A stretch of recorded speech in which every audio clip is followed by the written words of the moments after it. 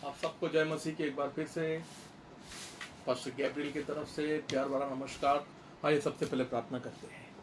स्वर्गीय पिता परमेश्वर, हम आपका धन्यवाद करते हैं। प्यारे पिता परमेश्वर, आज के इस शाम के लिए प्रभु हम एक बार फिर से आपके चरणों में आते हैं प्रभु। और परमेश्वर, हम अपने आप को प्रभु आपके हवाले समर्पित करते हैं। प्यारे पिता, प्रार्थना करते हुए सारे लोग जो ऑनलाइन पर है परमेश्वर, फेसबुक पर इस समय में परमेश्वर, उन सबों के लिए प्रार्थना करते हैं। उनके कानों को परमेश्वर, उनके आंखों को स्पर्श कर, ताकि परमेश्वर आज का वचन उनके हृदय में जाए और आपका वचन परमेश्वर उनके हृदय से बातें करे।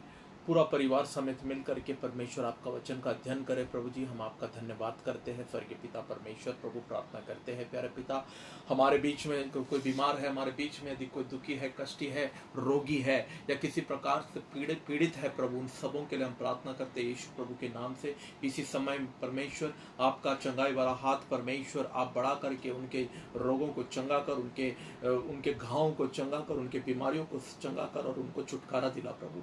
हर एक परमेश्वर प्रभु रोग से, हर एक बीमारी से छुटकारा दिला। भय, डर और परमेश्वर मन का परमेश्वर व्याकुल होने से परमेश्वर आप हमें बचाइए प्रभु। आपका साहस, हिम्मत और आपकी आशा परमेश्वर हम पर बना रहे। हम आपका कोटि कोटि धन्यवाद करते हैं। आगे का वचन परमेश्वर हम आपके हाथों में सौंपते हैं। हर एक वचन परमेश्वर प्रभु देहधारी बने। हर एक वचन हमारे जीवन में एक बड़ा प्रतिफल का कार्य करे। हर एक वचन परिवर्तन का कार्य करे। आपका वचन सत्य है, आपका वचन जीवन है और आत्मा है। स्वर्ग और पृथ्वी टल जाएगा पर आपका वचन कभी नहीं टलेगा। हम आपका धन्यवाद करते एक बार फिर से परमेश्वर आपके समीप आते हैं प्रभु। और मेरे होठों को भी स्पर्श कर, मेरे होठों को छू करके प्रभु, मेरी जुबान को छू करके परमेश्वर, मेरी जुबान से केवल वही बातें निकले प्रभु जो आपके राज्य की महिमा के लिए हो। यीशु प्रभु के नाम में प्रार्थना पिता परमेश्वर से करते हैं, आमीन। हम इस समय में एक बार फिर से जो है लॉकडाउन का अवधि बढ़ा दिया गया है। हमारे लिए लॉकडाउन का समय बढ़ा दिया गया है। तो मेरे ख्याल से कुछ लोग इससे निराश भी होंगे, नाराज भी होंगे और कुछ लोग सोच रहे होंगे कि हम आगे का जो लॉकडाउन है उसको हम कैसे हम हमारा समय बिताएं। और ऐसे बीच में हम मसीहों का जो है क्या दायित्व बनता है, हम मसीहों का जो है क्या कर्तव्य बनता है। एक वचन बार बार मेरे मन में आ रहा है। चाहे जैसे कि आप सब जानते हैं कि लॉकडाउन का समय जैसे बढ़ाया गया है, तो ये हमारे लिए ये अच्छा फैक्टर भी हो सकता है, हमारे लिए ये लाभदायक भी हो सकता है, हमारे लिए फ़ायदेमंद भी हो सकता है और बहुत सारी चीज़ों में हमारे लिए ये लाभदायक हो सकता है, फ़ायदेमंद हो सकता है। क्योंकि अगर कुल मिलाकर अगर हम देखें लॉकडाउन का समय, तो पहले के 21 दिन और फिर बाद में उसके 19 दिन तो है, पूरा 40 दिन हो जाता है। और बाइबल के अंदर अगर हम देखें 40 जो आंकड़ा है बाइबल के अंदर, 40 जो फिगर है वो बहुत ही मायने रखता है। 40 का मतलब है संपूर्ण, 40 का मतलब है कि परिपूर्ण। क्योंकि हम देखते हैं कि आप लोगों को इन दिनों में व्हाट्सएप मैसेज भी मिलता होगा कि 40 दिन तक कैसे नूह अपने परिवार के साथ जहाज में रहा, 40 दिनों तक कैसे एलिया जो है दौड़ता रहा, 40 दिनों तक कैसे निनेवा के लिए एक समय दिया गया कि निनेवा प्रायश्चित करे, पश्चाताप करे और उसके बाद एक बड़ी बेदारी निनेवा में आता है। और उसके बाद हम देखते हैं 40 दिन कैसे दाविद जो है 40 दिन के बाद जो है गोलियात को मारता है। और 40 दिन प्रभु यीशु मसीह के उपवास और परीक्षा में जाना। तो ये सारी बातें आप लोगों को व्हाट्सएप के ज़रिए आप लोगों तक पहुंचा होगा। पर जब ये सारी बातें जब सामने आती है, परिस्थिति जब सामने आती है, तो एक ही बात मेरे सामने आ रहा है, एक वचन मेरे सामने जो है वो आ रहा है। वो है रोमियो का 8वां अध्याय, उसके 28वें पद में जैसे लिखा हुआ है बाइबल में कि रोमियो का 8वां अध्याय उसके 28 पद में, रोमन चैप्टर 8 वर्सेस 28, हम जानते हैं कि जो लोग परमेश्वर से प्रेम रखते हैं उनके लिए सब बातें मिलकर भलाई को उत्पन्न करती है, अर्थात उन्हीं के लिए जो उसकी इच्छा के अनुसार बुलाए गए हैं। यहाँ बाइबल कहती है कि सारी बातें जो है हमारी भलाई के लिए उत्पन्न करती है। चाहे वो लॉकडाउन हो, चाहे वो हमारी परिस्थिति हो, चाहे वो क्लेश हो, चाहे वो समस्या हो, चाहे किसी प्रकार की विपत्ति के दरमियान हम गुजर रहे हैं, ये सारी बातें मिलकर हमारे लिए जो है लाभदायक और हमारे लिए जो है भलाई ही उत्पन्न करती है, बाइबल कहती है। और वहाँ पर बाइबल कहती है कि जो प्रभु यीशु मसीह से प्रेम करते हैं, प्रेम रखते हैं, उसके लिए सब बातें मिलकर भलाई ही उत्पन्न करती है, अर्थात उनके लिए जो उसकी इच्छा के अनुसार बुलाए हुए हैं, उसकी इच्छा के अनुसार, यानी कि हम सब उसकी इच्छा के अनुसार बुलाए गए हैं। हम सब के लिए ये वाक्य और ये परमेश्वर का वचन लागू होता है कि ये सारी बातें हमारे लिए भलाई के लिए उत्पन्न हो। मेरे ख्याल से ये लॉकडाउन का जो अवधि बढ़ाया गया है, जो पीरियड बढ़ाया गया है, ये भी हमारे लिए बहुत लाभदायक और बहुत कारगर साबित हो सकता है, बहुत प्रभावशाली हो सकता है, यदि हम परमेश्वर की इच्छा को जाने और परमेश्वर की योजना को समझे और परमेश्वर की आत्मा में अगर हम चले। इन दिनों में परमेश्वर ने एक विशाल हमें जो है समय दिया है, हमें ऐसा मौका दिया है। ये मौका प्यारो इसके बाद मेरे ख्याल से मौका इससे पहले कभी ना आया था और ना कभी आएगा। एक ऐसा अद्भुत परमेश्वर ने हमें मौका दिया है कि हम इन दिनों में अपने आप को तैयार करें, अपने आप को जो है हम प्रशिक्षित करें, अपने आप को हम परिपक्वता में लेकर जाए, पवित्रता में लेकर जाए, परमेश्वर की इच्छाओं को जानने वाले लोग बने, परमेश्वर की आवाज़ को सुनने वाले लोग बने। आज तक भीड़ भाड़ के अंदर, व्यस्तता के अंदर हम परमेश्वर की आवाज़ को कभी नहीं सुने होंगे, परमेश्वर की इच्छा को कभी नहीं जाने होंगे। प्यारो, ये ऐसा समय है कि हम जब अपने आप में एकांत में जब हम बैठते हैं, अपने घरों के अंदर परिवार के साथ मिल करके संगति करते हैं, तो प्यारो क्यों ना वो समय हम परमेश्वर के आवाज़ को सुनने के लिए इस्तेमाल करें और अपने कानों को खोलें और उस परमेश्वर के मधुर वाणी को सुनने का प्रयास करें कि परमेश्वर क्या चाहता है इन 40 दिनों के बाद हमारे लिए, परमेश्वर की योजना क्या है। मैं विश्वास करता हूँ कि जैसे पवित्र आत्मा ने प्रभु यीशु मसीह को जंगल में ले गया उसकी परीक्षा करवाने के लिए, और शैतान के द्वारा उसकी परीक्षा हुई, और 40 दिनों तक प्रभु यीशु मसीह उपवास रह करके प्रार्थना करते हुए शैतान के नाना प्रकार की परीक्षाओं का सामना करने के बाद जब 40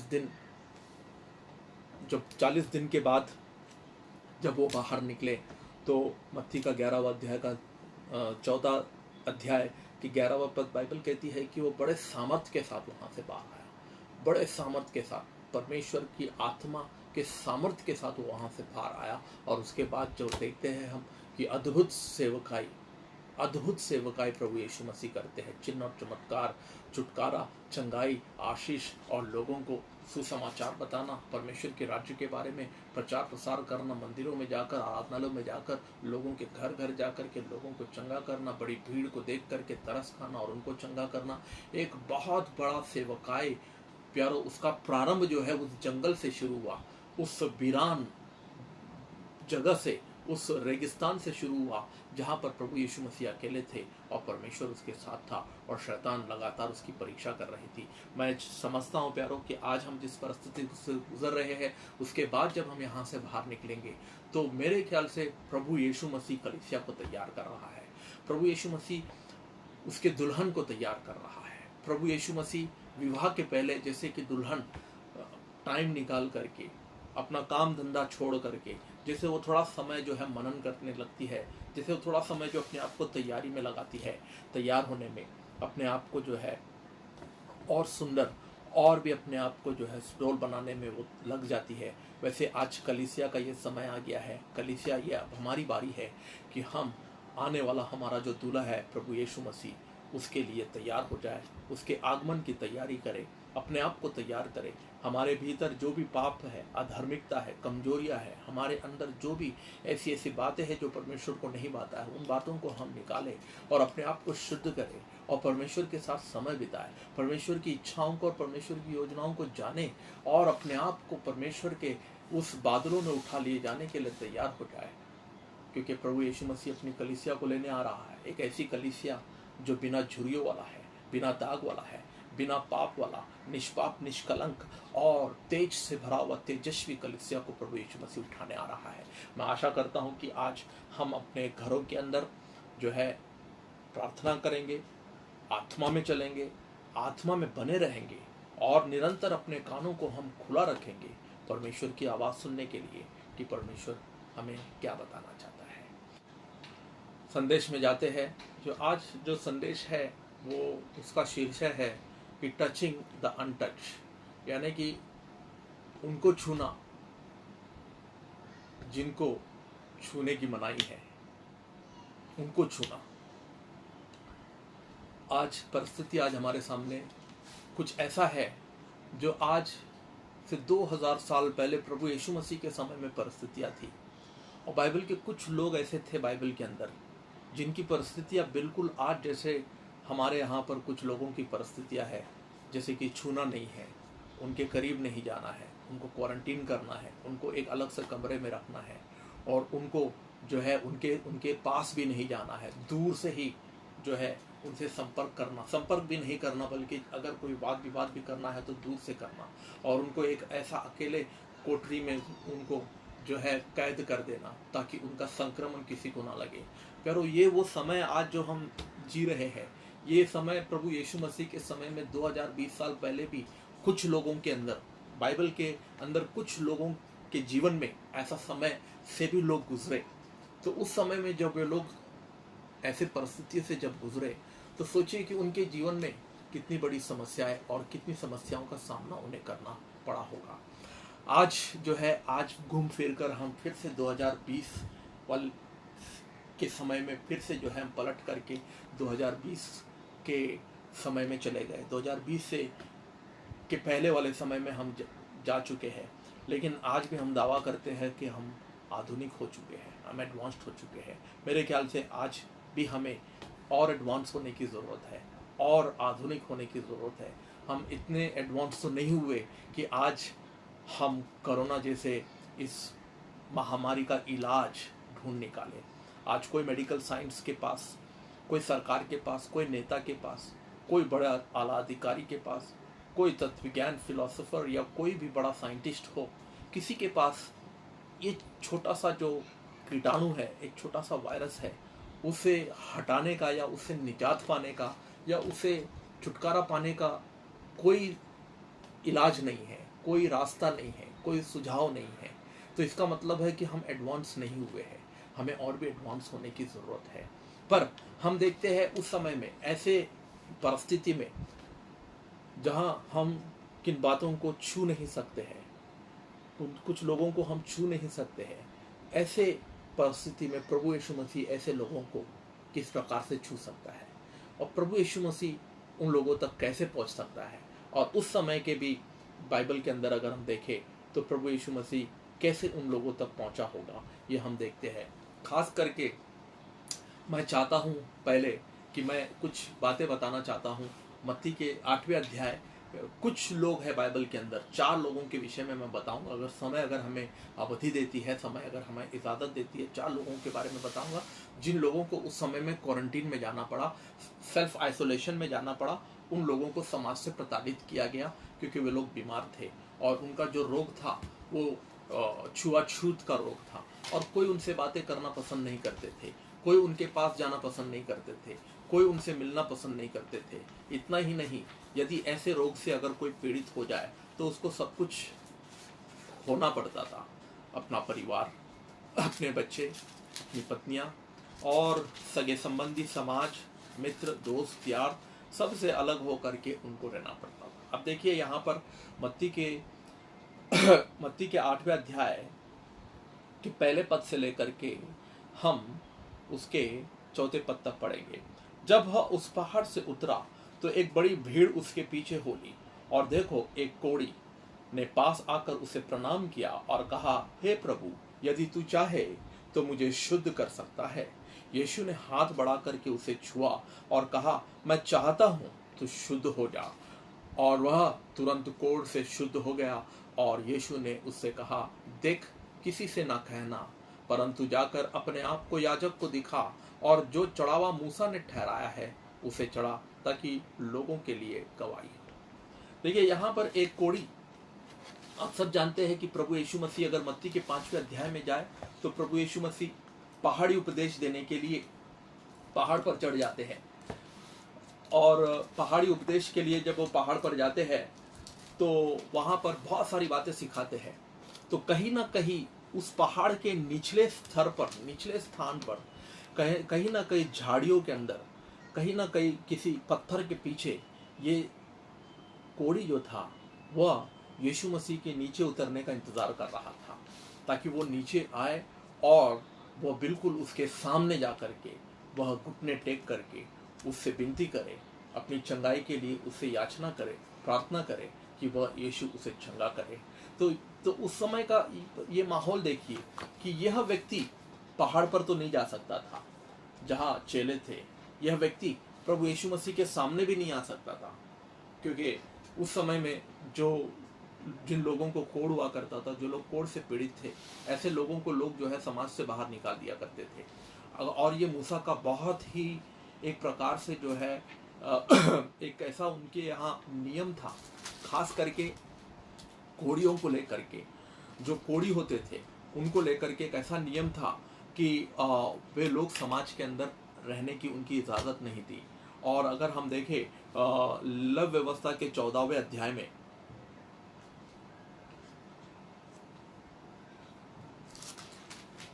33 पद में अगर हम पढ़े, लव व्यवस्था के 4 अध्याय के 33 पद में, तो कोढ़ियों के लिए जो है एक अलग सा वहाँ पर जो है कोढ़ियों के लिए एक बस्ती बनाया जाया करता था, और कोढ़ियों को सिर्फ उसी बस्ती में रहने की इजाज़त थी। कोढ़ी लोग जो है वो समाज के अंदर नहीं आ सकते थे, उनको बहिष्कार किया गया था, उनको प्रताड़ित किया गया था, और लोग उनको अशुद्ध मानते थे।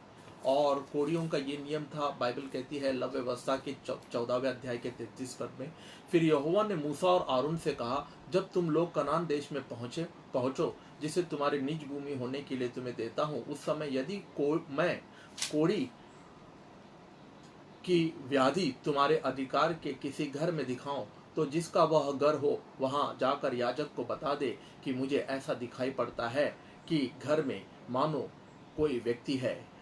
तब याजक आज्ञा दे कि उस घर का व्याधि देखने के लिए मेरे जाने से पहले उसे खाली करो।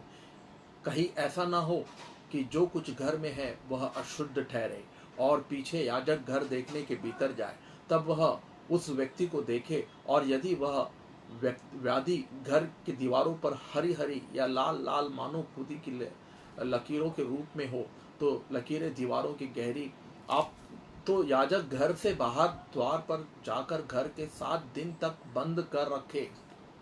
देखिए, याजक को यह अधिकार दिया गया था कि यदि कोई व्यक्ति उस समाज के अंदर यहूदियों के बीच में अगर उसके शरीर में कोढ़ पाया गया, यदि कोई व्यक्ति कोढ़ अगर हो जाता है, व्याधि हो जाता है कोढ़ से, तो उस घर को सील कर देने का अधिकार था, उस घर को सील कर देते थे। जैसे बिल्कुल आज के समय में हम देखते हैं कि यदि कोई व्यक्ति अगर कोरोना से पीड़ित है, अगर वो पॉजिटिव पाया गया है, तो लोग जो है उसके घर को, उसके मकान को, उसके आसपास के पूरे इलाके को सील कर देते हैं। तो सोचिए, ये व्यक्ति जो हम मत्ती के 8वें अध्याय में जिस व्यक्ति का हम मनन कर रहे हैं, चर्चा कर रहे हैं, वो व्यक्ति जो है उसे कानून मालूम था, उसे नियम मालूम था, वो जानता था कि मूसा की व्यवस्था के अनुसार जो है कोई भी जो है समाज के भीतर और प्रभु यीशु मसीह के सामने, वो भी चेलों के साथ जब प्रभु यीशु मसीह नीचे उतर रहे हैं, तो ये पहला एक हम देखते हैं कोढ़ी जो बाइबल के अंदर हम देखते हैं, जिसने हिम्मत किया प्रभु यीशु मसीह को सामने जाकर के उसको नमन करे, या सामने जाकर उससे विनती करे, सामने जाकर के उसे कहे कि प्रभु तू मुझे चंगा कर। क्योंकि इससे और भी कोढ़ियों को हम देखते हैं बाइबल में, पर उन्होंने हिम्मत नहीं की सामने आने का, क्योंकि वो जानते थे कि नियम ऐसा था कि कोई व्यक्ति अगर कोढ़ी अगर समाज के भीतर, समाज के अंदर अगर लोगों के बीच में अगर पाया जाए, तो लोगों को अधिकार दिया गया था वहां पर कि उसको पत्थर मार करके उसकी हत्या कर देना। तो ये व्यक्ति कहीं ना कहीं जो है व्यवस्था जानकर भी उसने व्यवस्था का उल्लंघन किया, व्यवस्था जानकर भी जो है उसने क्या किया कि उसने प्रभु यीशु मसीह के सामने जाकर के उससे घुटने टेक करके उसकी आराधना की और उससे कहा कि हे प्रभु, तेरी इच्छा हो तो मुझे शुद्ध करना। अब देखिए, यहाँ पर 2 बातें हम देखते हैं। सबसे पहली बात कि उसे चंगा होने की जो है एक बहुत बड़ी उम्मीद थी, प्रभु यीशु मसीह से बहुत बड़ी उम्मीद थी उसको कि प्रभु यीशु मसीह हो सके तो मुझे चंगा करेंगे। बहुत बड़ी आशा थी उसको, क्योंकि कहीं ना कहीं उसने वचन सुना होगा। जब मत्ती के 5वें अध्याय, 6ठे अध्याय, 7वें अध्याय में जब प्रभु यीशु मसीह जो बातें कह रहे थे, तो वो बातों को गौर से सुन रहा था। उसे प्रभु यीशु मसीह के सामने जा करके या भीड़ में बैठ करके या चेलों के साथ बैठ करके सुनने का तो सौभाग्य नहीं था उसके पास, पर कहीं ना कहीं वह उस पत्थर के पीछे झाड़ियों में बैठकर कहीं ना कहीं प्रभु यीशु मसीह का उस उपदेश को सुन रहा था। उस उपदेश को सुनते सुनते कहीं ना कहीं उसके अंदर से विश्वास बढ़ गया कि शायद मैं अपनी जान की जोखिम डाल करके यदि मैं प्रभु यीशु के सामने जा करके घुटने टेक करके यदि मुझसे विनती करूँ कि मुझे शुद्ध कर, तो शायद उसने कहा कि उसने सोचा होगा अपने मन में कि प्रभु यीशु हो सकता है कि मुझे छुएगा, और मुझे ना छुएगा नहीं बल्कि मुझे ठीक कर देगा एटलीस्ट, क्योंकि उस व्यक्ति को यह विश्वास था, पर उसके अंदर उतना विश्वास नहीं था जितना कि होना चाहिए। जी हाँ, इसीलिए उसने यीशु मसीह से के सामने आकर उसने एक बात कही। आपने उस बात को गौर किया होगा या नहीं गौर किया होगा, नहीं मैं नहीं जानता हूँ, पर उसने एक बात कही कि प्रभु यदि तेरी इच्छा हो तो, यानी कि कहीं ना कहीं वो परमेश्वर की इच्छा उसे नहीं पता था, कहीं ना कहीं उसको परमेश्वर की इच्छा नहीं मालूम थी, कहीं ना कहीं उसको उस बात का ज्ञान नहीं था कि परमेश्वर की इच्छा क्या है। जैसे कि आज हम में से कई विश्वासियों को ज्ञान ना होने के कारण, ज्ञान की कमी होने के कारण बाइबल कहती है कि मेरे लोग नाश हो रहे हैं। कई लोगों को परमेश्वर की इच्छा पूरी तरह से, परिपूर्ण इच्छा जिसको कहते हैं, पूरा जो परमेश्वर की इच्छा है हमारे प्रति, हम विश्वासियों के प्रति, उसके बच्चों के प्रति जो परमेश्वर की इच्छा है, वो कहीं ना कहीं आज भी कलीसिया जो है उस बात को नहीं जान रही है। या अगर जाना होता कलीसिया, तो आज कलीसिया भी असमंजस स्थिति में नहीं होती।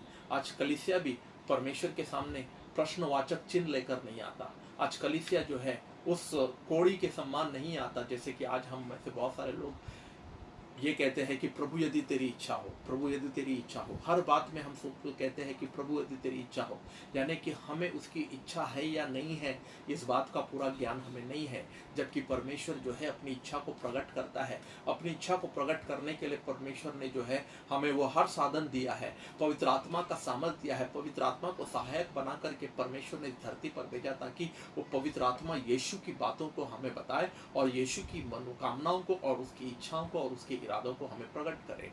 अगर हमारा आत्मा के साथ अगर हमारे संगति है पवित्र आत्मा के साथ, यदि हम पवित्र आत्मा के संगति में अगर हम रहते हैं, तो हमें पल पल की इच्छा परमेश्वर की हमें पता हो सकता है। मैं विश्वास करता हूँ। पर खैर, ये व्यक्ति ने कहा कि प्रभु यदि तेरी इच्छा है तो मुझे चंगा करना। तो यीशु मसीह ने कहा कि ये मेरी इच्छा है कि तुम चंगे हो जाओ। जी हाँ प्यारो, ये परमेश्वर की इच्छा है। आज मानव जाति, परमेश्वर की इच्छा है आज समस्त जो है विश्वासी जगत, समस्त जो है मसीही लोग, वो परमेश्वर का आशीष पाए, चंगाई पाए, छुटकारा पाए, बल पाए, शक्ति पाए, सामर्थ पाए, परिपक्वता में चले, महिमा से महिमा में बढ़े। ये परमेश्वर की इच्छा है प्यारो, इसमें कोई दो राह नहीं है, इसमें कोई शक नहीं है। हम जब परमेश्वर के पास आते हैं तो ये प्रश्नवाचक चिन्ह या तो ये दुविधा में हमें नहीं आना है कि प्रभु की ये इच्छा है या नहीं है। हमें बड़े धाड़स के साथ, बड़े हिम्मत के साथ और बड़े हमें जो है आत्मविश्वास के साथ हमें परमेश्वर के पास आना है, क्योंकि वो मेरा पिता है और मैं उसका पुत्र हूँ, कि ये इच्छा है परमेश्वर की कि मैं चंगाई पाऊँ। प्रभु यीशु मसीह ने तुरंत जो है, उसने ये नहीं कहा, उस व्यक्ति ने ये नहीं कहा कि प्रभु तुम मुझे छू और प्रभु तू मेरे लिए प्रार्थना कर। उसने कहा कि नहीं, यदि इच्छा आकर प्रणाम किया और कहा हे प्रभु यदि तू चाहे तो मुझे शुद्ध कर सकता है, यदि तू चाहे। तो यीशु ने हाथ बढ़ा करके उसे छुआ। सब लोग कहे यीशु ने हाथ बढ़ा करके उसे छुआ। हालेलुया। देखिए, यीशु वहां पर छूने में संकोच नहीं किया। यीशु वहां पर उस व्यक्ति को छूने के लिए उसने परहेज नहीं किया। उस व्यक्ति को छूने के लिए उसने कोई जो है हानाकानी नहीं की, क्योंकि यीशु जानता था कि उस व्यक्ति को एक छूने की ज़रूरत है। क्योंकि ना जाने कितने वर्षों से वो कब बीमार पड़ा होगा, उसके शरीर में कब कोड़ आया होगा, कब कोड़ की शुरुआत हुई होगी उसके शरीर से, मैं नहीं जानता हूँ। पर मेरे ख्याल से कई महीनों तक और कई वर्षों तक लोगों ने उसको नहीं छुआ होगा। वो भूल गया होगा कि छूना क्या होता है। वो भूल गया होगा कि समाज में घुल मिल कर रहना क्या होता है। वो भूल गया होगा कि कोई व्यक्ति जब छूता है तो शरीर के अंदर किस प्रकार की अनुभूति और किस प्रकार की जो है फीलिंग उत्पन्न होता है। वो भूल गया होगा कि कोई व्यक्ति भी हो सकता है मेरे ज़िंदगी में कोई व्यक्ति भविष्य में मुझे छुए और मेरे खांधे पर हाथ रखे और मुझे दिलासा दिलाए।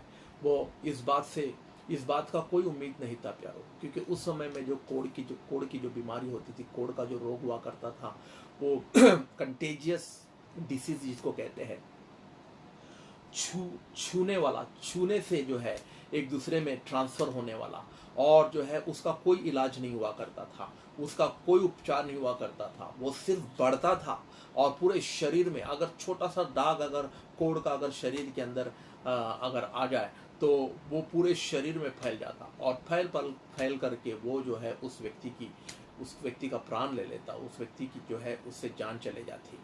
कोढ़ का बीमारी, कोढ़ का जो रोग था वो इस प्रकार से भयानक और इतना जालिम और इतना जो है घातक रोग था उस समय में। प्यारो, आज परमेश्वर का धन्यवाद हो कि आज कोढ़ जैसे बीमारियों के लिए बड़े आसानी से उपचार किया जा सकता है, बड़े आसानी से जो है इसका इलाज किया जा सकता है। पर आज प्यारो सोचिए कि हमारे बीच में आज ऐसे कितने अनगिनत लोग हैं जो ऐसे क्वारंटीन में जी रहे हैं, जो ऐसे सेल्फ आइसोलेशन में जी रहे हैं, जो उनके पास किसी को जाने का इजाज़त नहीं है, जो अकेले में जी रहे हैं। वो अकेले में जो है सोच करके, चिंता में डूब करके और भय और डर के मारे वो जो है अच्छा होने के बजाय, तंदुरुस्त होने के बजाय वो उनका स्वास्थ्य और बिगड़ते जा रहा है, उनका स्वास्थ्य और जो है उनका जो है वो कमज़ोर होते जा रहे हैं। मानसिक रूप से जो है वे लोग जो है कमज़ोर और दुर्बल होते जा रहे हैं।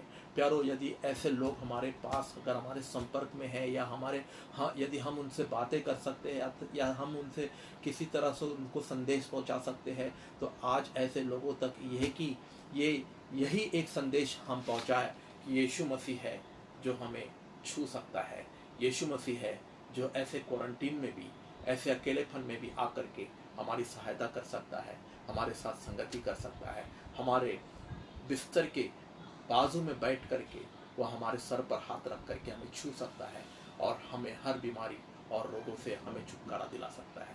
एक ही नाम है और वो ये यीशु नाम।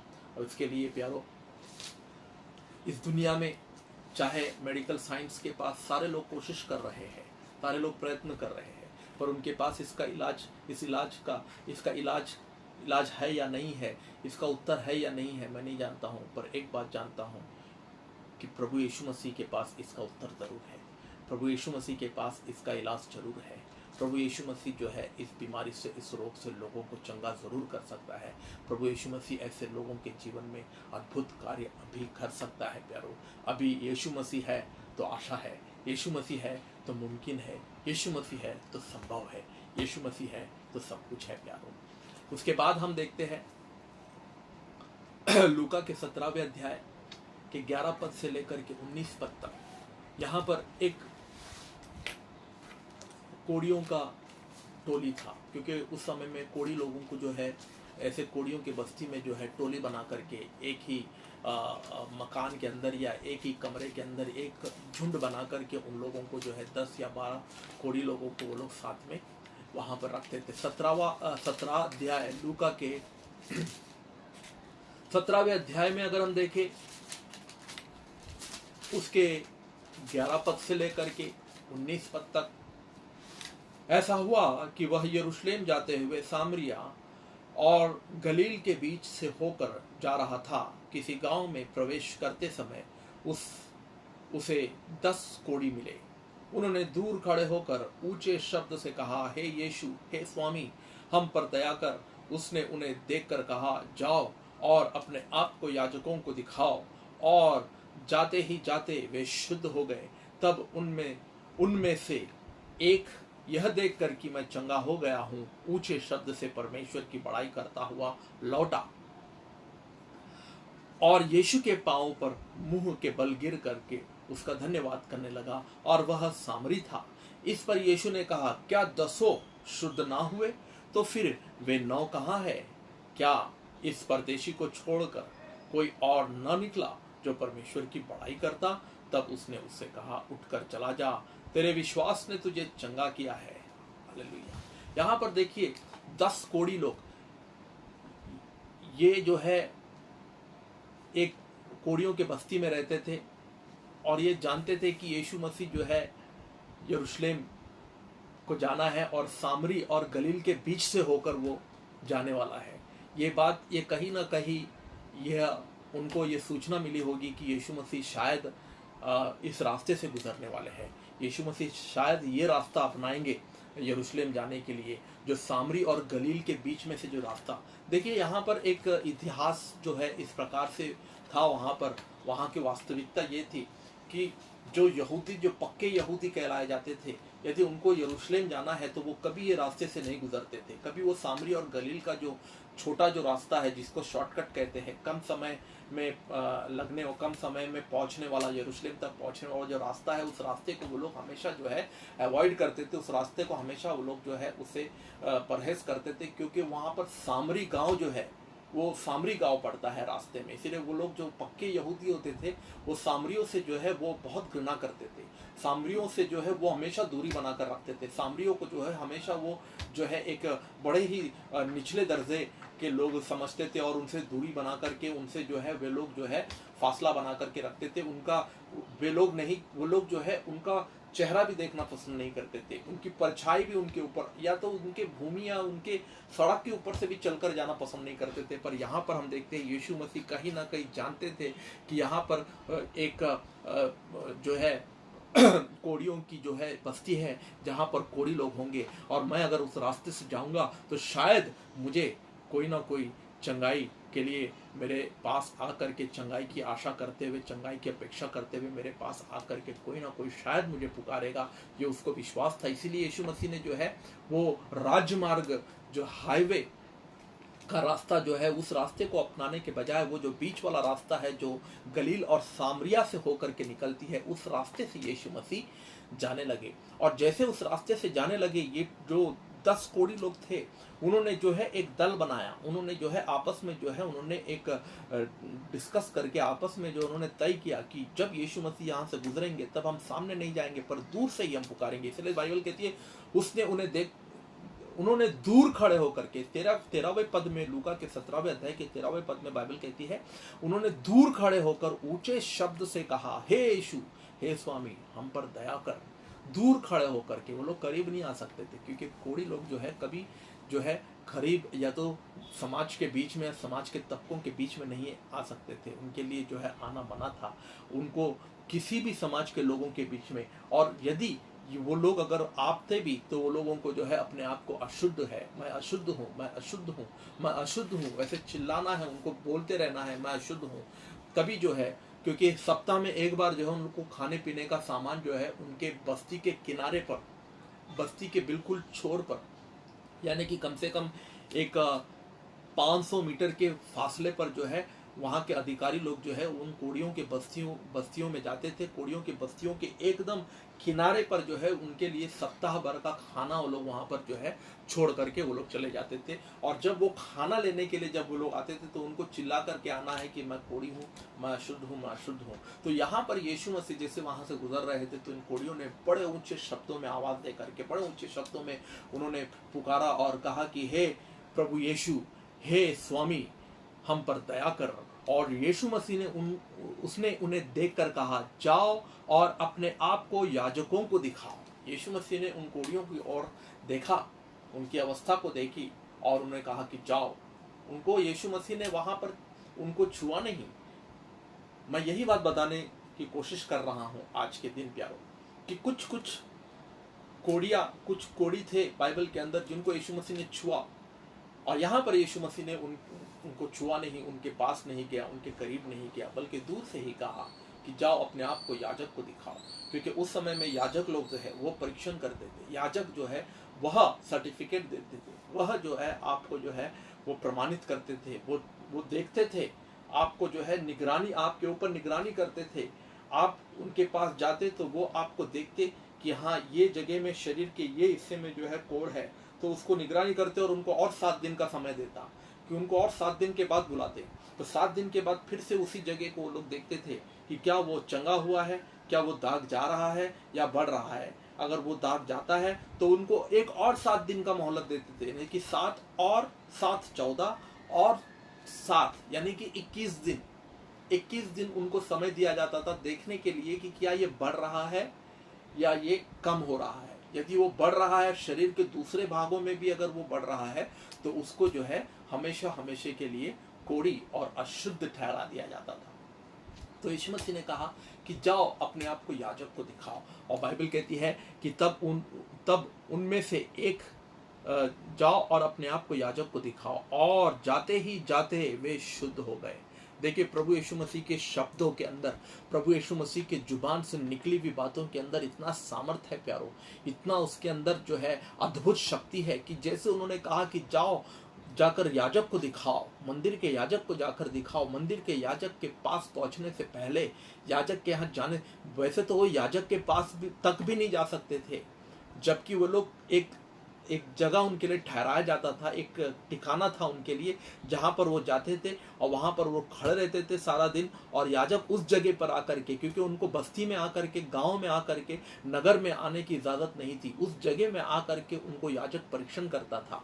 पर वे लोग जो है, इतना विश्वास था उनके पास कि यीशु मसीह ने यदि कहा है कि जाओ याजक को जाकर दिखाओ, तो ज़रूर हमारे अंदर चंगाई का कार्य, हमारे अशुद्धता को दूर करने का कार्य हमारे अंदर शुरू हो चुका है। वो विश्वास को लेकर वे लोग गए। यहाँ तक ठीक है प्यारो, 10 लोगों का जो हम विश्वास देखते हैं, अद्भुत विश्वास, उन्होंने पूरे मन से और पूरे दिल से यीशु मसीह के ऊपर उन्होंने विश्वास किया, और याजक तक उन्होंने कैसे भी याजक के यहाँ जाने से पहले ही बाइबल कहती है कि वे लोग शुद्ध हो गए, चंगे हो गए। पर देखिए, इसके बाद यहाँ पर एक दुखद बात जो हम सामने देखते हैं कि उन 10 कोड़ियों में से केवल एक कोड़ी था। 16वां अध्याय 16वां वचन कहता है, तब उनमें से एक यह देखकर कि मैं चंगा हो गया हूं, ऊंचे शब्दों से परमेश्वर की बड़ाई करता हुआ लौटा। देखिए, ये ऊंचे शब्दों से परमेश्वर की बड़ाई करता हुआ लौटा, ये जो है, जितने ऊंचे शब्दों से उसने परमेश्वर से गुहार लगाई, परमेश्वर से विनती की, प्रभु यीशु मसीह से प्रार्थना की, उन्होंने अपना निवेदन रखा प्रभु यीशु मसीह के सामने, ऊंचे शब्दों में उन्होंने पूछा प्रभु यीशु मसीह से, हे प्रभु यीशु हमें चंगा कर, हे स्वामी हम पर दया कर। उतने ही ऊंचे शब्दों में जब वो चंगाई उसने पाया और जब वो चंगा हो गया, तो उतने ही ऊंचे शब्दों में आकर के वो परमेश्वर का धन्यवाद करने लगा। यानी कि प्यारो, हम, इसका मतलब ये है कि हम हमारी चंगाई के लिए जितना मिन्नत करते हैं, जितना प्रयास और जितना हम प्रार्थना करते हैं, उतना ही जो है जोर और उतने ही उमंग के साथ, उतने ही निष्ठा के साथ, उतने ही श्रद्धा के साथ हमने उसका धन्यवाद भी करना है। ये व्यक्ति से हम सीख सकते हैं प्यारो, कि जितने जोर से उसने प्रभु यीशु मसीह को पुकारा चंगाई के लिए, उतने ही जोर से वो जो है परमेश्वर का धन्यवाद करते हुए वापस आया। पर दुर्भाग्यवश जो है, 10 लोगों ने चंगाई पाई, पर 9 लोग वापस नहीं आए, सिर्फ एक ही व्यक्ति वापस आया, और उस प्रभु यीशु मसीह वहां पर खड़े थे। इस पर यीशु ने कहा, और यीशु के पांव पर मुंह के बल गिरकर उसका धन्यवाद करने लगा, और वह सामरी था। इस पर यीशु ने कहा, क्या 10 शुद्ध न हुए, तो फिर वे 9 कहाँ हैं? क्या इस परदेशी को छोड़ कोई और न निकला जो परमेश्वर की बड़ाई करता? देखिए, यीशु मसीह भी वहां पर ठहरा रहा, यीशु मसीह भी वहां पर रुका रहा, इंतजार करता रहा कि क्या ये लोग वापस लौट कर आएंगे, क्या ये लोग वापस आएंगे परमेश्वर का धन्यवाद करने के लिए। आप हमेशा याद रखना प्यारो, बाइबल के अंदर जब भी परमेश्वर किसी को चंगा करता, तो परमेश्वर 1-2 बातें उनको ज़रूर कहता कि जा दोबारा पाप ना करना, और परमेश्वर उनको कहता कि जा किसी को मत बताना, जाकर जो है याजक को दिखाना, अपनी गवाही याजक के सामने रखना, और हो सके तो मंदिर में जाकर के मूसा की व्यवस्था के अनुसार परमेश्वर को धन्यवाद देते हुए जो अर्पण चढ़ाना है, तुम्हारे कैपेसिटी और तुम्हारी क्षमता के अनुसार, यदि तुम अगर कोई अर्पण चढ़ा सकते हो तो तुम अर्पण चढ़ा करके परमेश्वर का धन्यवाद करना। यस, परमेश्वर, प्रभु यीशु मसीह जो है वो चाहता था कि वह लोग चंगाई पाए, और चंगाई पाकर के वे लोग जो है परमेश्वर को धन्यवाद करें और परमेश्वर की महिमा करें, ताकि उनकी चंगाई सिर्फ शारीरिक चंगाई नहीं हो, बल्कि उनकी चंगाई के द्वारा वे लोग उद्धार भी पाए। अब 10 लोगों ने जो है शारीरिक चंगाई पाई, 10 लोगों ने जो है कोढ़ से छुटकारा पाया, 10 लोग जो है अशुद्धता से शुद्ध हो गए, पर उसमें से केवल एक ही था जिसने उद्धार पाया, और बाकी के 9 लोगों ने प्यारो वो कहाँ गए वे नहीं जानते हैं, वो कहाँ गए, पर निश्चित रूप से कहीं ना कहीं वे लोगों ने उद्धार नहीं पाया। निश्चित रूप से कहीं ना कहीं वे लोग उस स्थान पर नहीं पहुंचे होंगे जिस स्थान पर जो है लाजर गरीब व्यक्ति था अब्राहम के गोद में, जो परलोक कहलाया जाता है, जो सुखलोक कहलाया जाता है, मृत्यु के बाद लोग जो है उस सुखलोक में पहुंचते हैं। और दूसरा एक जगह था उसी अधलोक के अंदर, उसी परलोक के अंदर एक दूसरा स्थान था जहां पर वो अमीर व्यक्ति को डाला गया था। तो प्यारो, चंगाई, शारीरिक दुर्बलताओं से चंगाई पाना, उससे बढ़कर हमारे आत्मा का उद्धार और आत्मा की चंगाई पाना, ये बहुत महत्वपूर्ण और बहुत ही, ये जो है जिसका मोल अनंत जीवन का मोल है, ये छोटी मोटी बात नहीं है प्यारो। ऐसे कितने लोग हैं आज जो शारीरिक चंगाई पाते हैं, उनका पूरा फोकस, उनका पूरा सोच और उनकी पूरी निगाहें और उनकी पूरा जो है उनका जो मनोकामना जो है वो बस शरीर की चंगाई पाए, किसी भी प्रकार से बीमारों से, रोगों से हम चंगाई पाए, छुटकारा पाए। और उसके बाद बस जब प्यारो, ऐसे बहुत सारे लोग हैं, ऐसे बहुत सारे लोग हैं, पर प्यारो उसमें प्रॉब्लम क्या है, उसमें समस्या क्या है? हम शरीर से तो चंगा हो जाएंगे, पर हम आत्मा से जो है वो हम जो है प्यारो मर जाएंगे, आत्मा में हम जो है दुर्बल हो जाएंगे।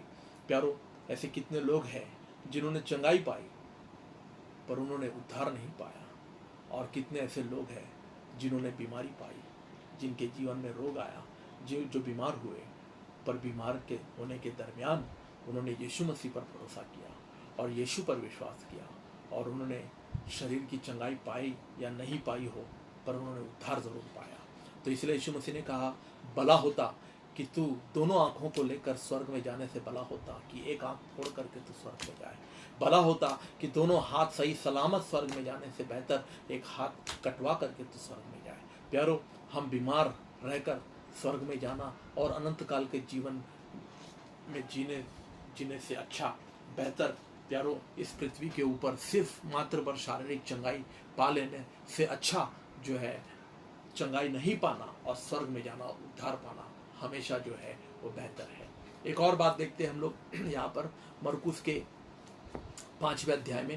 यहाँ पर लूका के 17वें अध्याय में 10 लोगों को प्रभु यीशु मसीह ने नहीं छुआ। मत्ती के 8वें अध्याय में 1 से लेकर 3 तक उस कोढ़ी को प्रभु यीशु मसीह ने छुआ।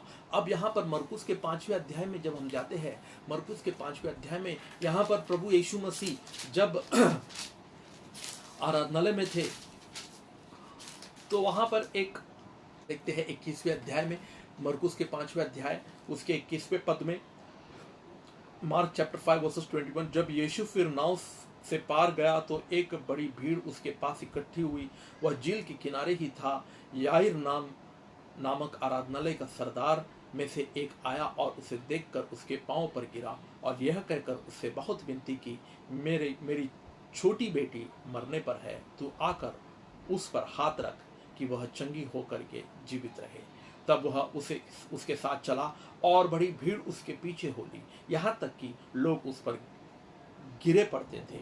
एक स्त्री, देखिए बात एक स्त्री की हो रही है, एक स्त्री थी जिसको 12 वर्ष से लहू बहने का रोग था।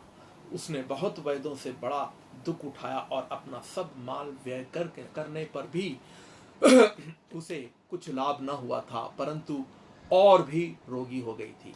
वह यीशु की चर्चा सुन करके भीड़ में उसके पीछे से आई और उसके वस्त्र को छू लिया, क्योंकि वह कहती थी, यदि मैं उसके वस्त्र को ही छू लूंगी तो चंगी हो जाऊंगी। और तुरंत उसका लहू बहना बंद हो गया और उसने अपने देह में जान लिया कि मैं उस बीमारी से अच्छा हो गई हूँ।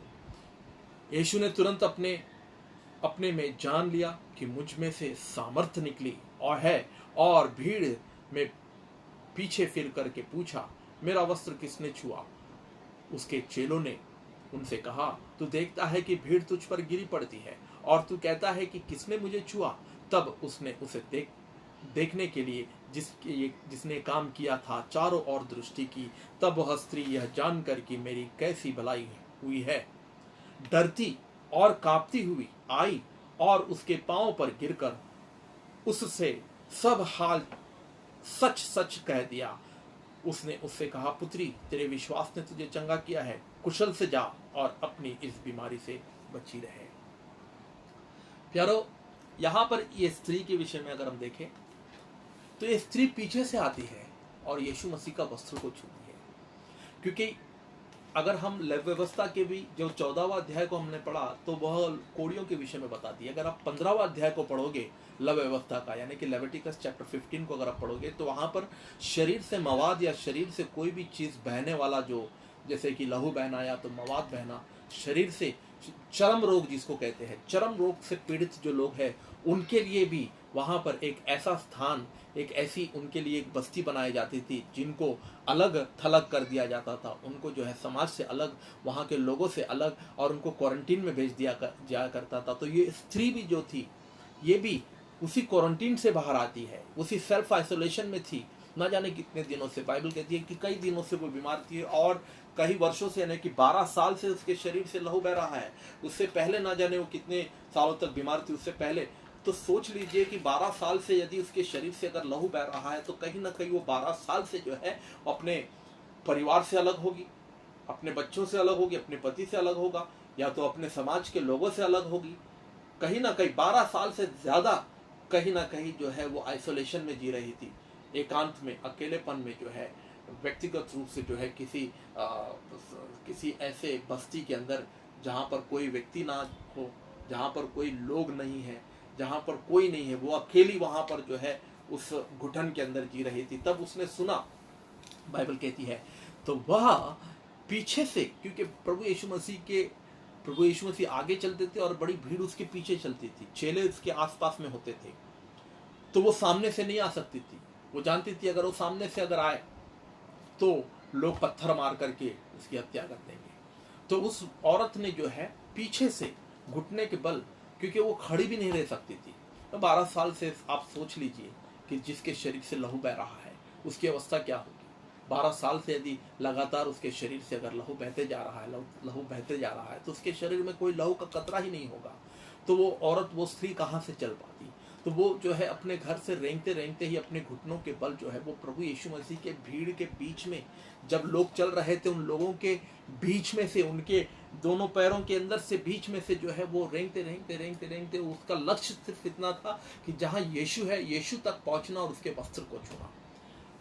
वो अपनी चंगाई को लेकर के इतनी उतावली थी, अपनी चंगाई को लेकर इतना धाड़स था उसके अंदर, इतना जिज्ञासा था उसके अंदर, इतना पैशन था उसके अंदर, जुनून था उसके अंदर उसकी चंगाई को लेकर के, क्योंकि उसको पूर्णता से विश्वास थी कि यदि मैं केवल उसके शरीर को ही नहीं बल्कि उसके वस्त्र को ही छू लूं तो मैं चंगी हो जाऊंगी। देखिए यहाँ पर यीशु मसीह को छूना भी नहीं पड़ा, यीशु मसीह को जो है प्रार्थना भी नहीं करना पड़ा, यीशु मसीह को उस औरत की ओर देखना भी नहीं पड़ा। अगर हम मत्ती के 8वें अध्याय में देखें तो यीशु मसीह ने उस कोड़ी को छुआ, और लूका के 17वें अध्याय में देखें तो यीशु मसीह ने दूर से ही भले उनको कहा कि जाओ अपने आप को याजक को दिखाओ, पर इस यहाँ पर यीशु मसीह तो चल रहे हैं आगे, और पीछे से कौन छू रहा है उसे क्या पता है। चेलों ने कहा, प्रभु भीड़ तो तुझ पर गिरी पड़ रही है और तू कह रहा है कि कौन छू रहा है तुझे, भीड़ इतनी है कि सब लोग तुझ पर गिर रहे हैं।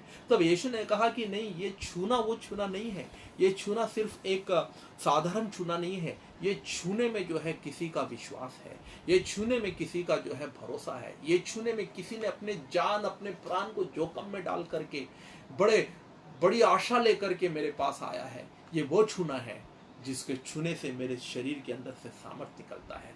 प्यारो, आज भी चाहे हम हो या जो लोग बीमार है, या आज जो लोग अस्पतालों में वेंटिलेटर्स पर है, जो लोग अस्पतालों के अंदर, जो लोग आईसीयू में हैं, आज नाना प्रकार के रोगों से पीड़ित है, जो लोग बीमार है, हमारे घर परिवार में ही जो लोग बीमारी की अवस्था में है, बीमार है, रोगी है, प्यारो, वे केवल अगर वे छुए प्रभु यीशु मसीह को, आज भी अगर उसके विश्वास के द्वारा और उसके मन के अंदर जो निकलने वाला विश्वास से अगर आज भी वो प्रभु यीशु मसीह पर विश्वास करे तो आज भी वो प्रभु यीशु मसीह को छू सकता है। बाइबल कहती है कि प्रभु आज, कल और युगानुयुग वही है, वो न बदलने वाला परमेश्वर है। यदि कल वो उसने बड़ी भीड़ के अंदर उसके शरीर से अगर सामर्थ्य चला गया तो प्यारो, आज हम भी प्रभु यीशु मसीह के शरीर से सामर्थ्य का लाभ ले सकते हैं, सामर्थ्य को पा सकते हैं।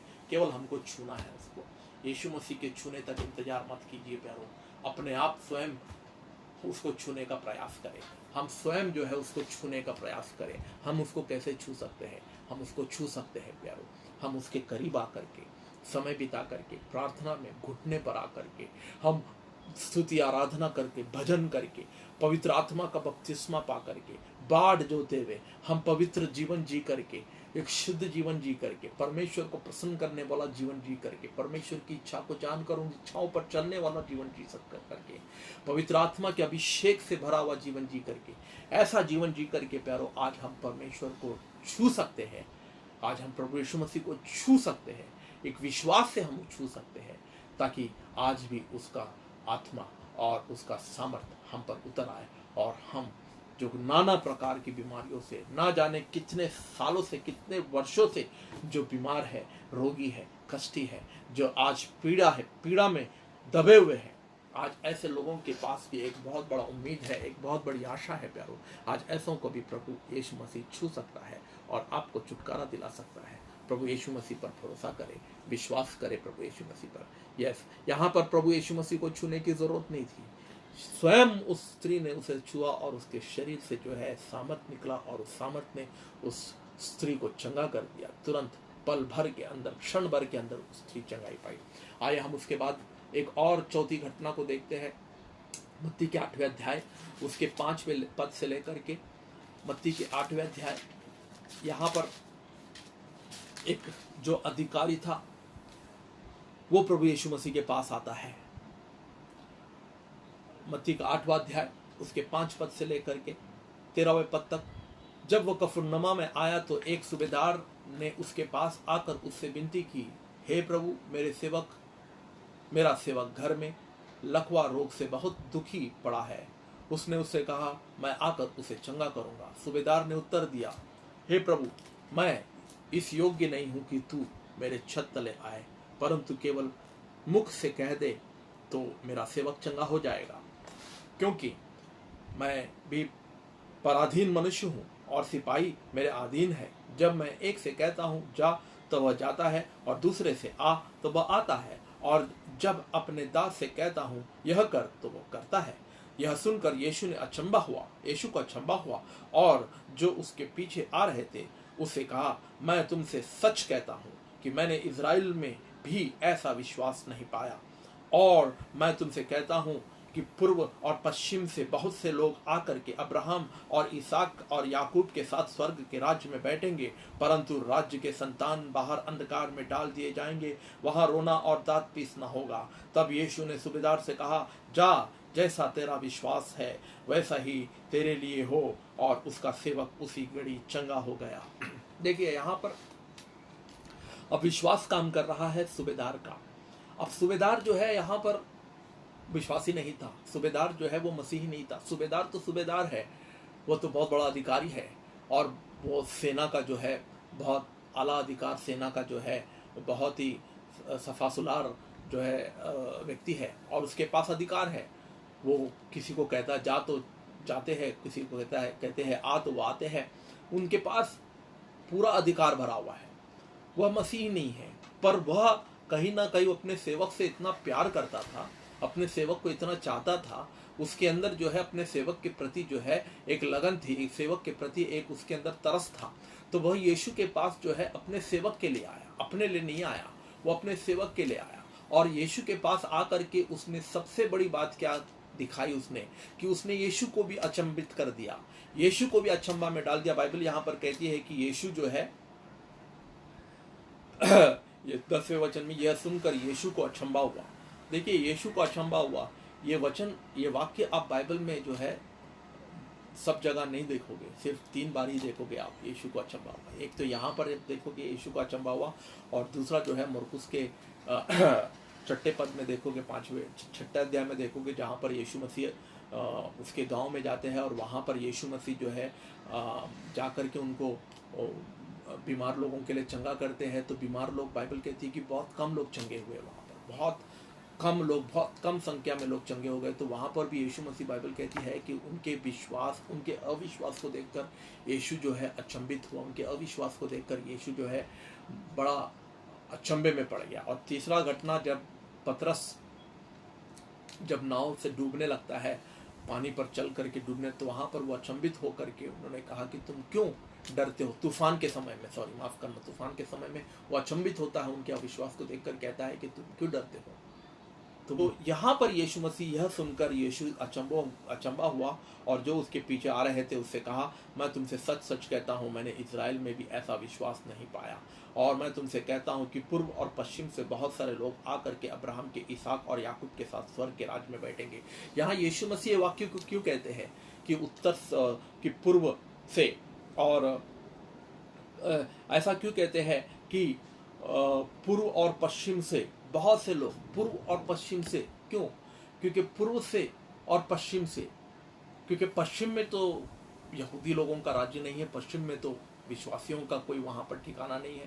पर वहाँ पर भी यीशु मसीह की बातें सुनकर जो अविश्वासी है, जिन लोगों ने, जो मसीही नहीं है, जो लोग अविश्वासी है, वे लोग भी यीशु पर विश्वास करके उसके पास आएंगे।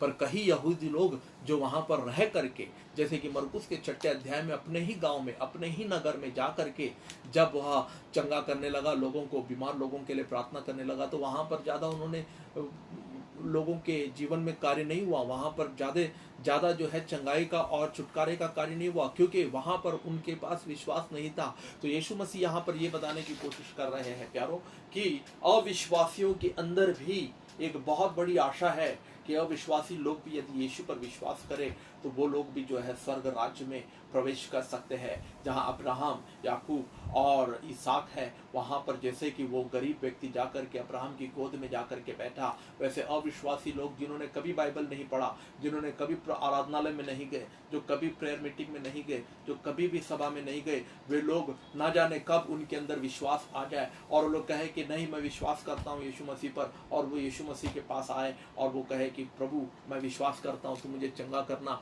यस, उन लोगों के लिए भी एक बहुत बड़ी आशा है प्यारों। जब प्रभु यीशु मसीह ने अपने ही चेलों की ओर मुड़ करके कहा कि मैंने इज़राइल के अंदर इतना बड़ा विश्वास नहीं देखा जितना बड़ा विश्वास इस सूबेदार के अंदर है। जानते क्यों?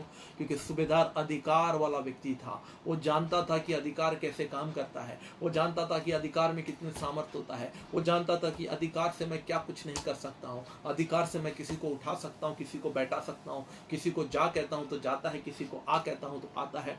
वैसे ही उतना ही उसके अंदर विश्वास था कि उतना ही अधिकार प्रभु यीशु मसीह के पास है। प्रभु यीशु मसीह के पास भी उतना ही अधिकार है कि यदि वो कहे उस बीमारी को, वो कहे उस रोग को, वो कहे उस दरिद्रता को, वो यदि कहे उस श्राप को, यही से अगर वो कहे, शब्द के द्वारा यदि कहे, उसके पास उतना अधिकार है कि वो उस बीमार को, उस रोग को और उस श्राप को उस अपने केवल शब्दों के द्वारा जो है वो निकाल सकता है, छुटकारा दिला सकता है। उसने कहा कि मैं उस योग्य नहीं हूँ प्रभु कि तू मेरे छत तले आना, उस योग्य नहीं हूँ मैं कि तू मेरे घर पर आना, बल्कि यही से तू जो है मेरे सेवक के लिए तू शब्द बोल दे और वो चंगा हो जाएगा, मैं विश्वास करता हूँ। प्यारो, उसको विश्वास था कि यीशु अगर उसके शब्दों से अगर कह दे यहाँ से तो चंगा हो जाएगा, और बिल्कुल वैसे ही हुआ वहाँ पर प्यारो, बिल्कुल वैसे ही हुआ। जब यीशु ने कहा कि जा, तेरा सेवक जो है, तेरे विश्वास वैसे ही तेरे लिए हो, जैसा तेरा विश्वास है वैसे ही तेरे लिए हो, जैसा तेरा विश्वास है वैसे ही होने दे, जा, तेरा सेवक चंगा हो जाएगा। और वो व्यक्ति जाकर के जो है वहाँ पर जाने से पहले उसका सेवक चंगा हो जाता है। चंगा होकर के खड़े हो जा करके वो जो है वो अपने पैरों पर खड़े होकर के चलने फिरने लगता है। और जो है वो सूबेदार जब चल करके, जब वो जो अपनी यात्रा करके जब वो अपने घर वापस जाता है तो देखता है कि उसका सेवक तो चंगा हो गया है, वो अपने पैरों पर खड़ा हो गया है और वो जो है चलने फिरने लगा है। तब जाकर के उससे पूछता है कि कौन से घड़ी तुम चंगे हुए? तो कहता है कि 1.5 घंटे पहले जो है मेरे अंदर एक ऐसी अद्भुत शक्ति, एक ऐसा सामर्थ्य आया, मेरे अंदर एक ऐसी ताकत आ गई, ऐसा मान लो कि जैसे कि कोई एक मेरे अंदर जो है एक अलौकिक शक्ति जो है शक्ति धारण हुआ, मेरे अंदर जो है एक ऐसा जो है दैवीय शक्ति मेरे अंदर आ गई जिससे कि मैं अपने पैरों पर खड़ा हो गया। तो सूबेदार ने कहा कि हाँ, 1.5 घंटे पहले ही मैं यीशु मसीह के साथ बात कर रहा था और 1.5 घंटे पहले ही मैंने यीशु से कहा कि प्रभु तू यही से कह दे तो मेरा सेवक चंगा हो जाएगा। प्यारो, उसके शब्दों में आज भी सामर्थ है, उसके शब्दों में आज भी जीवन है। हर एक शब्द मेरे मुख से जो निकलता है वो जीवन आत्मा है। प्रभु यीशु मसीह ने कहा, यीशु मसीह के शब्दों में आज भी जीवन है और आत्मा है। आज भी प्यारो उसके शब्दों के द्वारा प्यारो आज हर एक वचन बाइबल के अंदर, इस बाइबल के अंदर लिखा हुआ हर एक वचन प्यारो ये प्रभु यीशु मसीह का शब्द है। ये प्रभु यीशु मसीह के मुख से निकली हुई जो है प्यारो वाक्य है, वाणी है उसका, पवित्र आत्मा की रचाया, पवित्र आत्मा से रचित, पवित्र आत्मा की प्रेरणा से लिखी गई है। प्रभु यीशु मसीह से मुख से निकलने वाला शब्द है। आज भी इन शब्दों को यदि तुम अपने मुखों से अगर आप अंगीकार करते हो, अपने मुख से अपनी जुबान से कहते हो कि ये पहाड़ मेरे सामने से हट जा, तो पहाड़ आपके सामने से हट जाएगा। आप रोगों को कहते हो रोग मेरे सामने से, मेरे शरीर से निकल जा, वो रोग आपके शरीर से निकल जाएगा। आपका शब्द अगर प्यारो अपनी जुबान से परमेश्वर का, अपनी जुबान में परमेश्वर का शब्द डाल करके अगर आप कहोगे तो आपके सामने प्यारो सूखी हुई हड्डियां भी जीवित होकर के एक बड़ी आपके लिए जो है वो जो है एक बड़ी प्रभु यीशु मसीह की सेना बन सकती है। आपकी जुबान में सामर्थ्य, आपकी जुबान में प्यारो जीवन है और ऐसी शक्ति है। और उसके अंदर जब प्रभु यीशु मसीह का वचन जुड़ जाता है उस जुबान से, जब प्रभु यीशु मसीह का वचन उसमें जुड़ जाता है आपकी जुबान से, जीवन और परमेश्वर का जीवन जब मिल जाता है तो वहाँ पर आग के अंदर जैसे कि पेट्रोल छिड़कता है, आग के अंदर जैसे कि कोई तेल छिड़कता है तो जैसे आग भड़क उठता है, आग जैसे और प्रज्वलित होता है, वैसे ही प्यारो आपका शब्द, आपका जबान और परमेश्वर का वचन दोनों मिलकर के जब आपके मुख से बाहर आएगा तो आपकी परिस्थितियाँ जो आपके आसपास में है वो आप बदलते हुए देखोगे, परिवर्तित होते हुए देखोगे, बीमारों को चंगा होते हुए देखोगे, आप जो है असंभव को संभव होते हुए देखोगे। आज ऐसे कठिन परिस्थिति से, जैसे कि हमारा देश जो है एक बड़े ही कठिन विपदा से गुजर रहा है, हमें कई लोगों के कॉल्स, कई लोगों के फोन्स आ रहे हैं कि हमारे लिए प्रार्थना कर दीजिए बीमारियों के लिए। आज सर्दी जुकाम खांसी भी हो जाती है लोगों को तो डर लगने लगता है। अगर थोड़ा सा बुखार भी आ जाता है, थोड़ा सा अगर सर्दी खांसी भी हो जाती है तो लोगों को डर लगने लगता है। तो प्यारो ऐसे समय में हम विश्वासी लोग जो है निरंतर लोगों के संपर्क में बने रहे, लोगों के संपर्क में रहे, लोगों से बातें करें, फ़ोन के द्वारा, व्हाट्सएप के द्वारा, फेसबुक के द्वारा, अलग अलग माध्यम से लोगों के संपर्क में बने रहे। खास करके विश्वासियों के संपर्क में बने रहिए, विश्वासियों से मिलते रहिए। मिलना मतलब व्यक्तिगत रूप से नहीं, शारीरिक फिजिकली नहीं, बल्कि फ़ोन के द्वारा या तो कोई दूसरा यंत्र है, दूसरा कोई कम्युनिकेशन ज़रिया है जिसके द्वारा हम मिलते रहे, उनको उत्साहित करते रहे, उनको वचन के द्वारा, परमेश्वर के वचन के द्वारा, प्रभु यीशु मसीह के अद्भुत कामों के द्वारा, प्रभु यीशु मसीह के सामर्थ्य के द्वारा, प्रभु यीशु मसीह के किए हुए कार्यों के द्वारा प्यार उनको उत्साहित करते रहिए, उनका मनोबल बढ़ाइए और उनके अंदर से नकारात्मक चीज़ों को, डर और भय और व्याकुलता को और उनके अंदर से सारे असमंजसता को निकालिए और उनको तैयार कीजिए। जैसे आज हम जो है 19 दिन के जो एक्सटेंडेड लॉकडाउन है उसके इसका एक दिन चला गया है, 18 दिन और भी बचा हुआ है। मैं चाहता हूं कि 18 दिन हमारे लिए लाभकारी हो। 18 दिन जो बचे हैं लॉकडाउन के, मैं नहीं जानता हूं कि इसके बाद लॉकडाउन खुलेगा या नहीं खुलेगा, क्या ये और आगे जाएगा, मुझे इसका कोई आइडिया नहीं है, मुझे इसका कोई ज्ञान नहीं है। पर मैं समझता हूं, जैसे मैंने शुरू में कहा, रोमियो का 8वां अध्याय उसका 28वां पद बाइबल कहती है कि सारी बातें हमारे लिए भलाई उत्पन्न करती है। जो भी हो रहा है हमारे आसपास में, इर्द गिर्द में, चाहे लॉकडाउन हो, चाहे हमारा घर में बैठना हो, चाहे हमारा जो है अपने परिवार के साथ बैठना हो, ये हमारे भले के लिए है। और मैं विश्वास करता हूं कि इन दिनों में परमेश्वर अपने आगमन से पहले, अपने द्वितीय आगमन से पहले जो है परमेश्वर कलीसिया को तैयार कर रहा है। और कलीसिया जो अपनी दुल्हन है, उसका दुल्हन है, उस दुल्हन को परमेश्वर तैयार कर रहा है। और तैयारी का समय है, ये आपका समय है कि हम तैयार हो जाए, उठा लिए जाने के लिए तैयार हो जाए, बादलों पर हमारे दूल्हे से मिलने की तैयारी करें, अपने आप को शुद्ध करें, अपने आप को परिपक्व बनाए, वचन के अंदर, ज्ञान के अंदर, प्रार्थना में उसके साथ बाँह जोड़ते हुए और उसके साथ जो है उसके ऊपर निर्भर रहते हुए, अपने घुटने टेक करके अपने घरों के अंदर प्रार्थना, आराधना, स्तुति, महिमा करते हुए प्यारो, संगति करते हुए अपने परिवार के साथ जो है अपने आप की तैयारी करें प्यारो, क्योंकि समय बहुत निकट है, बहुत बहुत निकट है।